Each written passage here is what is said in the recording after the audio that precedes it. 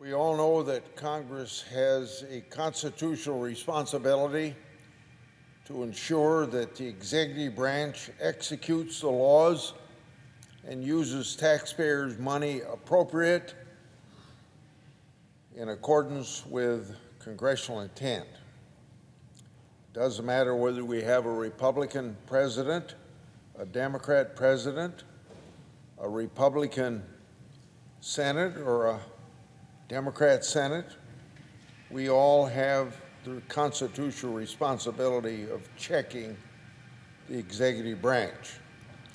In further of that constitutional responsibility, Congress has an obligation to investigate the executive branch for fraud, for waste, for abuse, and even gross mismanagement. And if Congress finds potential wrongdoing, we have an obligation to the American people to make sure that it's public, because transparency of the public's business brings accountability to those who conduct that public business.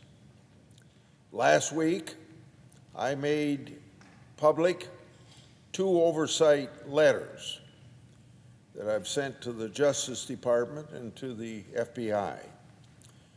These 2 letters are part of my investigation into political bias that's infecting the Department of Justice and the FBI. These letters are based on information provided to my office by whistleblowers. And I hope everybody knows that I consider whistleblowers as patriots. And whistleblowers have to have guts, and they do have guts. And Director Wray has personally told me that these whistleblowers won't be subject to retaliation, as often whistleblowers in the federal government are subject to retaliation, hurting themselves professionally and maybe even losing their jobs. Now, these letters that I sent follow up on a May 31st, 2022 letter to the Justice Department, the FBI, and the Inspector General. In those letters, I provided evidence of extreme left-wing bias shown by a special agent in charge by the name of Tim Tebow. He is special agent in charge of the FBI's Washington field office. Now, he has since been referred to the Office of Special Counsel for potential Hatch Act violations. Tebow is at the center of my 2 letters sent last week. The first letter relates to an FBI investigation that Tebow opened on the Trump campaign and its advisors. He allegedly had help from Richard Pilger, an official in the Justice Department's election crime branch within the public integrity section. During Chairman Turbin's investigation into the Justice Department misconduct, Pilger really stood out. The committee interviewed Richard Donahue, the former Principal Associate Deputy Attorney General during the Trump administration. He was also a key January 6th committee witness. Donahue testified to the Judiciary Committee that Pilger's conduct frustrated the department's ability to properly operate the elections crimes branch. Tebow and Pilger played a major role in opening the criminal investigation into the Trump campaign. And this isn't a preliminary investigation. It's a full investigation which requires heightened standards to go forward with that investigation. According to the whistleblowers that contacted my office. The opening memo for that investigation is based in substantial part on liberal news reporting. Liberal news reports are not enough for a full investigation. The Washington Post reported on the investigation last Tuesday.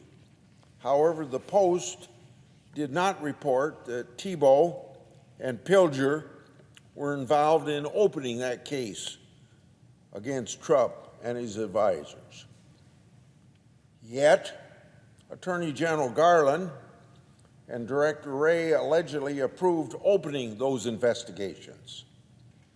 Now, as I have said in my letter to those two people, if you're going to open an investigation, you have to do it in the right way.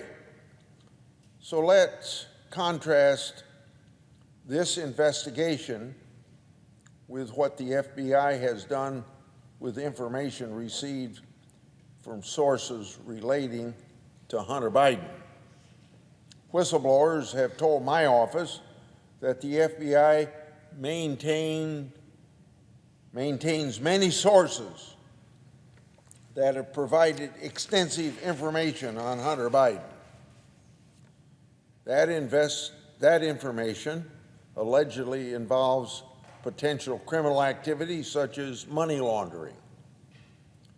That's the same criminal concern that Senator Johnson and I raised in our 2020 Biden report.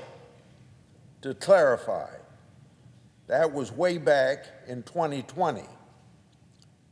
According to the whistleblower's allegations, the underlying information was verified and was verifiable.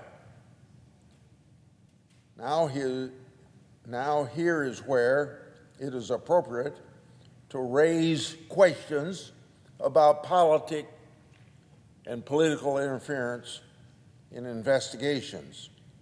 However, instead of green-lighting the investigative activity, the FBI shut down the Hunter investigation. So now how did they do that? According to allegations in August 2020, FBI Supervisory Intelligence Analyst Brian Houghton opened an assessment. That assessment was used by the FBI officials to improperly discredit Hunter Biden's information as, you know what, disinformation. Those officials allegedly included Thibault.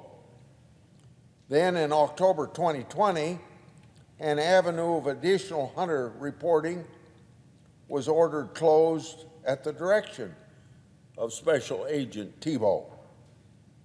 It's been alleged that Thibault and others suggested to FBI agents that the information was at risk of being, you know what, disinformation. However, according to allegations, the source reporting was either verified or verifiable via criminal search warrants. Thibault allegedly ordered the matter closed without providing a valid reason as required by FBI guidelines. As required by FBI guidelines. In other words, Thibault shut down an allegedly legitimate avenue of information.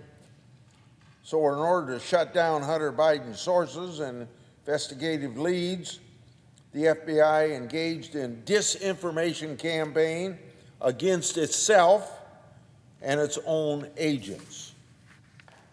If these allegations are true and accurate, the Justice Department and the FBI are and have been substantially corrupted. Before I conclude, I want to note 4 things regarding the summer of 2020. Yes, the summer of 2020. The opening of Oten's assessment in August 2020. Secondly, efforts by the FBI officials to shut down Hunter Biden's investigative activity. Third, efforts by the FBI to provide really unnecessary briefing to me and Senator Johnson in August of 2020. That briefing was purportedly about our Biden investigation, but it had nothing to do with the Biden investigation. Leaks, fourthly and lastly, leaks relating to the briefing and the liberal media and Democrats falsely accusing me and Senator Johnson of advancing Russian information. All those four data points happened as Senator Johnson and I prepared to finalize our September 2020 Biden report. These data points show a plan was in place at the FBI to undermine anything related to Hunter Biden. Attorney General Garland and Director Wray, you both have an obligation to the country to immediately investigate these allegations and to clean house. And my oversight work on this and related matters will certainly continue.